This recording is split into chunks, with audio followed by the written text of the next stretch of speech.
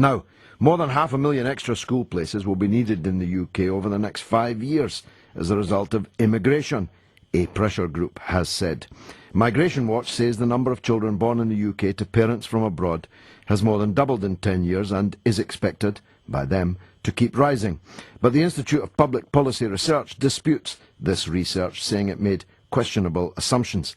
The government says it's committed to reducing the level of net migration.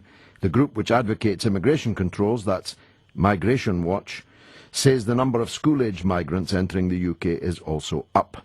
And after studying immigration and population growth using government data and forecasts, Migration Watch estimate that 550,000 extra places will be needed in schools by 2015 at a cost of £40 billion. That figure would rise to £100 billion, they say, by 2020, and £195 billion, they say, by 2035, which is a very, very long-range forecast indeed. Andrew Green says the figures are a consequence of some of the, quote, most reckless and unpopular government policies in generations.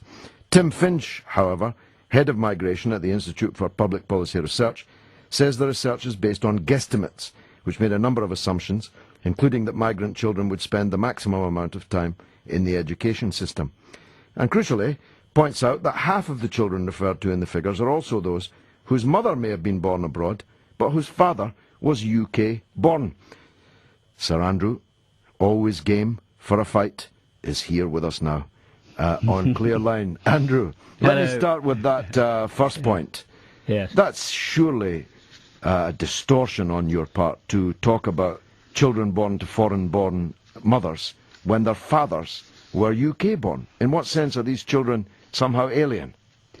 George, first of all, good evening. Good evening to you, always sir. Glad to talk to you. I'm afraid that Tim Finch has just misread the report, that's all. What the first thing is that you can calculate the number of children born to both parents who are foreign, and you can also add to that the number who came as children, when the whole family came.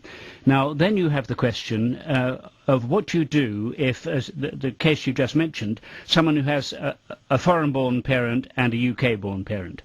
Now, if you say that they are all entirely British, then you are underestimating the immigrant contribution. If you say they are all immigrant children, then obviously you're overestimating it. So what we have done is to fair enough, split it in half. We've taken half the children whose parents are from both, one UK, one foreign-born, taken just half of those and added them to those who have both parents born overseas. So I'm afraid Tim Finch has just misread the report, that's all.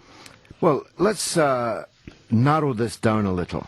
Is your problem with the number of children or the fact that they may have one or both of their parents born abroad? I'm thinking demographically that children have to be a good thing in a population that's aging like the one we have. Yep. Well, I mean, first of all, let's be clear about one thing. We're not blaming immigrants, and still less their children. As you know better than I do, many of them do very well at school. They work hard, and they're often very well disciplined. So that is not what it's about. Indian and Chinese kids, I was discussing this last week, are outperforming everybody else in the British school system. Absolutely. I mean, the Chinese leave us standing. It's quite amazing. So we're lucky to have them, Andrew, aren't we? Yeah, absolutely, yes.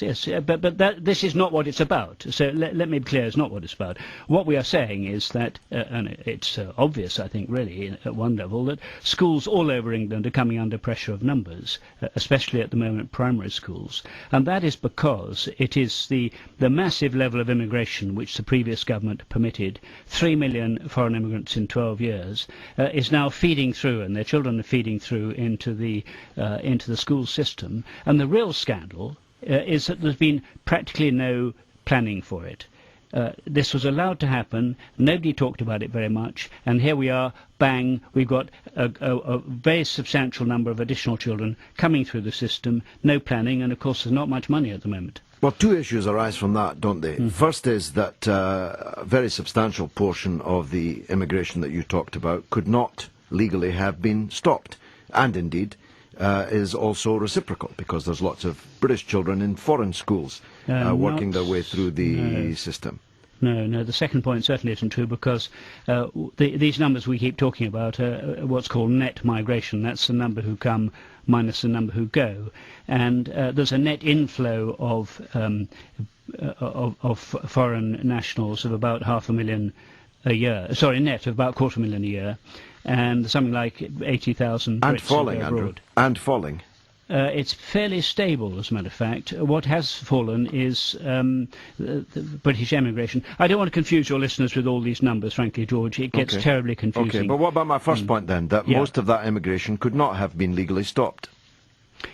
Well, because the government didn't attempt to stop it, now we have an entirely new situation. We have a government in power, and the Prime Minister has said that he intends to get net immigration, that's the number who come minus those who go, down to tens of thousands rather than hundreds of thousands. We'll see, of course, there's a lot of business pressure to the contrary on that particular pledge. Yes, isn't there is. Yeah, absolutely, yes. And they're right in a sense. I mean, we would be cutting off our noses to spite our faces if, in trying to control immigration, we actually prevented those people coming who are essential for our economic recovery. We accept that entirely. And what has happened is there have been some rather sudden changes made simply as an interim cap, and they've had some pretty unfortunate effects. But that's not an argument against trying to control immigration. The point is this, George, and this is the absolutely central point, that two-thirds of our population growth is as a result of immigration. If it continues at present levels, and there's no sign at the moment of any significant fall. Well, there will be when the recession starts again, double dip. Hang about, let me finish the point, because if it continues at present levels, then our population will go from 62 million now to 70 million in 20 years' time, and indeed 80 million if it continues in mid-century. Now, okay, we've got a recession, as you say, but the history is we looked at the last three recessions, and every time immigration falls and then the economy recovers and immigration resumes its sort of upward trend. So really this is just one example, if you like. The primary schools are just one example of what happens if you allow very large-scale immigration, net immigration. And in a sense we're really in a way reinforcing the arguments that the government themselves are making, that it's really time we got a hold of these numbers.